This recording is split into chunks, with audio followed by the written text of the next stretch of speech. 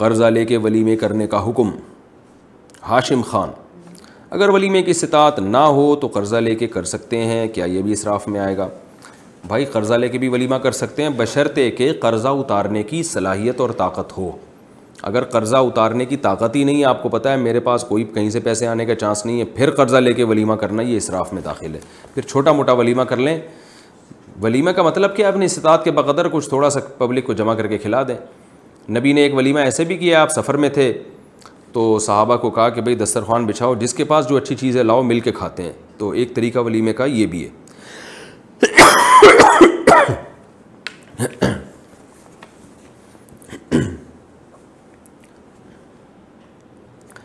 کیا قضا نمازیں علیحدہ علیحدہ کر کے پڑھ سکتے ہیں؟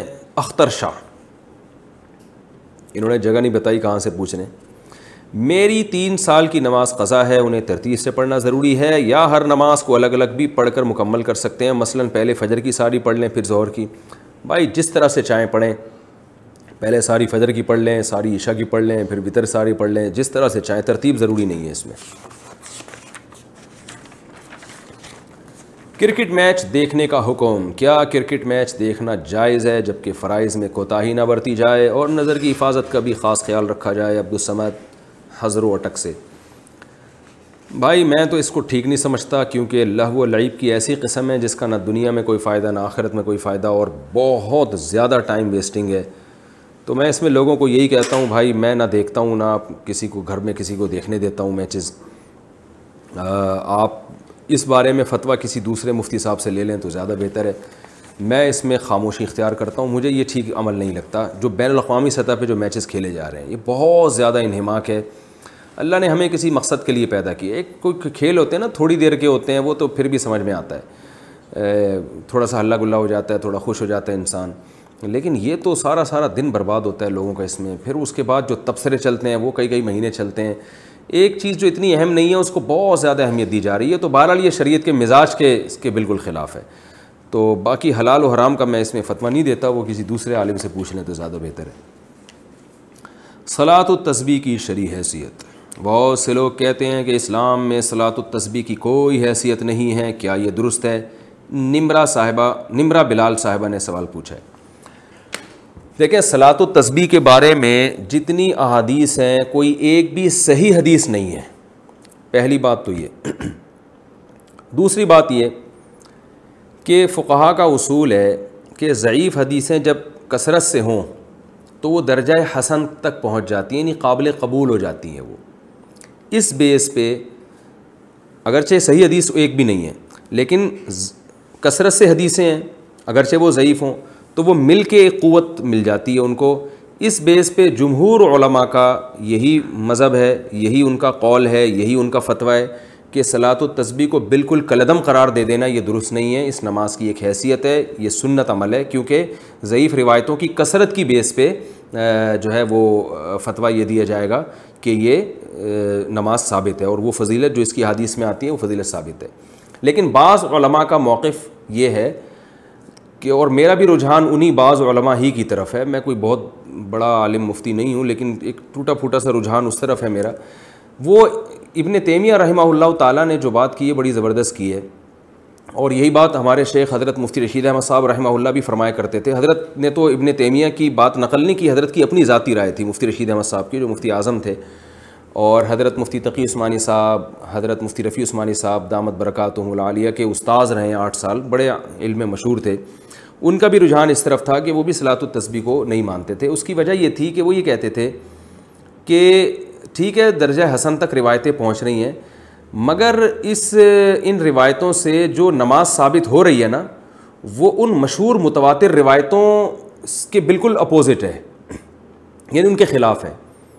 امام ابو حنیفہ رحمہ اللہ تعالیٰ کا اور فقہ حنفی کا جو اصول ہے خاص طور پر مسائل کے استنباط کا، وہ یہ ہے کہ جو اگر کوئی متواتر یا قطعی چیز ہمارے سامنے آ جائے احادیث سے، اس کے مقابلے میں اگر صحیح حدیث بھی اس کے خلاف ہوگی تو اس قوی کو ترجیح دی جائے گی۔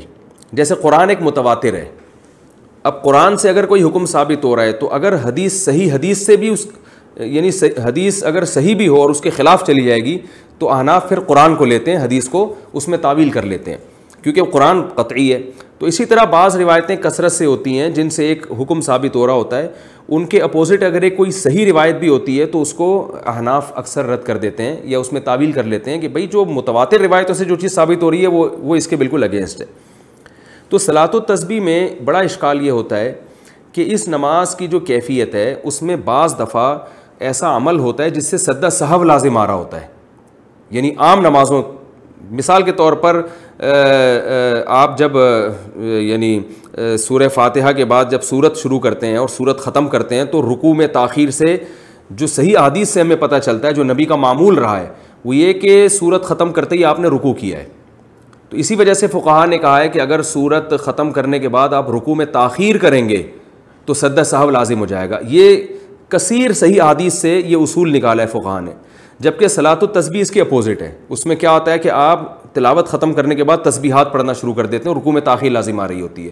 تو صحیح احادیث سے جو بات بے غبار روایات اور کثرت روایات سے جو بات ثابت ہو رہی ہے وہ یہ ہوتی ہے کہ سورت ختم کرتے ہی رکوع کرنا واجب ہے. تو اس میں کیا ہو رہا ہے کہ رکوع کرنا واجب نہیں ہے, تو یہ اگینسٹ ہو رہی ہے نا ان صحیح احادیث کے. اس لیے بعض علماء کا موقف یہ ہے کہ اگرچہ ضعیف روایتیں ہیں, کثرت سے ہیں, درجہ حسن تک پہنچی ہوئی ہیں, مگر اس سے جو نماز کی کیفیت ثابت ہوتی ہے وہ متواتر جو روایتیں ہیں ان سے ثابت ہونے والی کیفیت کے خلاف ہے.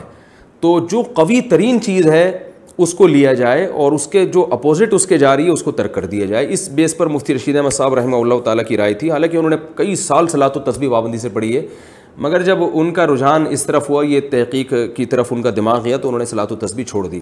مگر منع نہیں کرتے تھے دوسروں کو, اس لیے کہ جمہور بہرحال اس کے قائل ہیں. تو میں بھی کسی کو منع نہیں کرتا, جو ہے وہ جمہور اس کے قائل ہیں, اور فقہ حنفی میں بھی فتویٰ اسی پر ہے کہ صلاۃ التسبیح پڑھنی چاہیے. تو لیکن بعض علماء بہرحال اس طرف گئے. اور پھر میں نے بعد میں علامہ ابن تیمیہ رحمہ اللہ تعالیٰ کی تحقیق پڑھی, انہوں نے بھی یہ بات لکھی ہے کہ لم یثبت مثلہ بمثلہ, کہ جس قسم کی نماز ان روایتوں سے ثابت ہو رہی ہے صلاۃ التسبیح والی, تو اس جیسی نماز جو صحیح روایتوں کے بالکل اگینسٹ جا رہی ہے اس کے لیے بہت مضبوط دلیل ہونی چاہیے. تو یعنی اتنی کمزور دلیل سے وہ ثابت اس کو نہیں کیا جا سکتا, کیونکہ یہ صحیح روایتوں کے اگینسٹ جا رہی ہے. یعنی جو مفتی رشید احمد صاحب کہا کرتے تھے, تو ابن تیمیہ رحمہ اللہ کی رائے بھی میں نے دیکھی کہ وہ بھی بالکل اس کے مطابق ہے. لیکن بہرحال جمہور اس کے قائل ہیں. علامہ ناصر الدین البانی رحمہ اللہ تعالیٰ وہ صلاۃ التسبیح کے قائل ہیں, اور انہوں نے اس مسئلے میں عبداللہ ابن مبارک رحمہ اللہ کی تقلید کی ہے, اور بالکل واضح لفظوں میں تقلید کی ہے. ان کی تحقیق جو میں نے پڑھی تو انہوں نے بتایا کہ اگرچہ ضعیف روایتیں, لیکن عبداللہ ابن مبارک رحمہ اللہ تعالیٰ جیسا محدث, وہ کہتے ہیں جب وہ پڑھا کرتے تھے تو پھر ہم اس کو سنتی سمجھتے ہیں. تو یعنی کیونکہ عبداللہ ابن مبارک بہت بڑے محدث تھے, فقیہ بھی تھے, تو انہوں نے کہا کہ عبداللہ بن مبارک نے چونکہ اس نماز کو افضل سنت قرار دیا اور ثابت قرار دیا ہے, تو اتنے بڑے محدث کی رائے کو میں فالو کر رہا ہوں. تو انہوں نے اس تقلید کا لفظ تو ذکر نہیں کیا, لیکن انہی کی تقلید میں, تقلید اسی کو کہتے ہیں کہ آپ کسی پر اعتماد کر کے کہ بھئی جب اتنا بڑا آدمی ایک چیز پہ فتویٰ دے رہا ہے تو میں بھی اس پر اعتماد کرتا ہوں.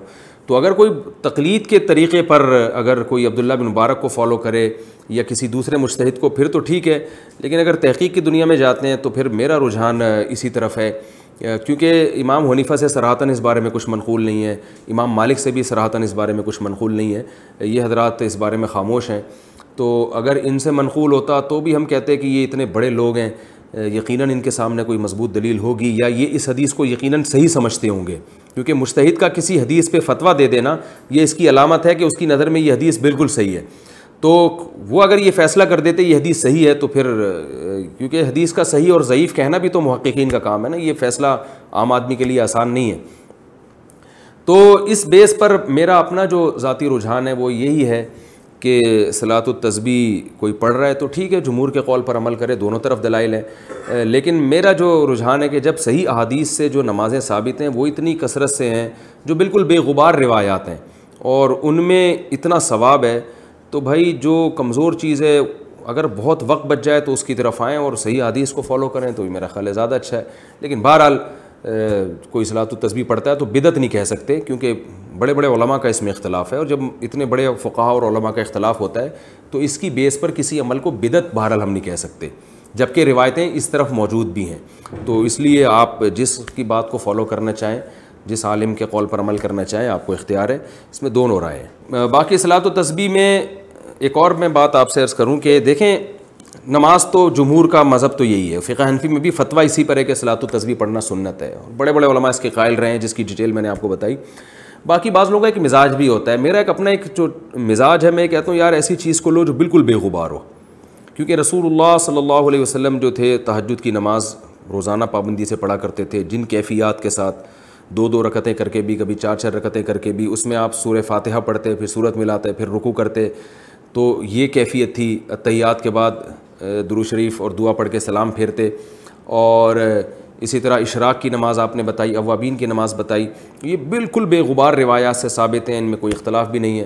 تو بعض کا مزاج بھی ہوتا ہے، میرا مزاج یہ کہ بھائی ایسی چیز کو لے لو جو بالکل بے غبار ہو، لیکن بعض لوگ کہتے ہیں کہ بھائی اس میں چونکہ تسبیح کا عمل بہت زیادہ ہو رہا ہے اور بڑی لمبی نماز ہوتی ہے اور تسبیح سے ایک طرف دماغ لگتا ہے، اس بیس پہ کہتے ہیں کہ یہ پڑھنی چاہیے، تو اس میں ایک ذوق کا بھی اپنا دخل ہوتا ہے۔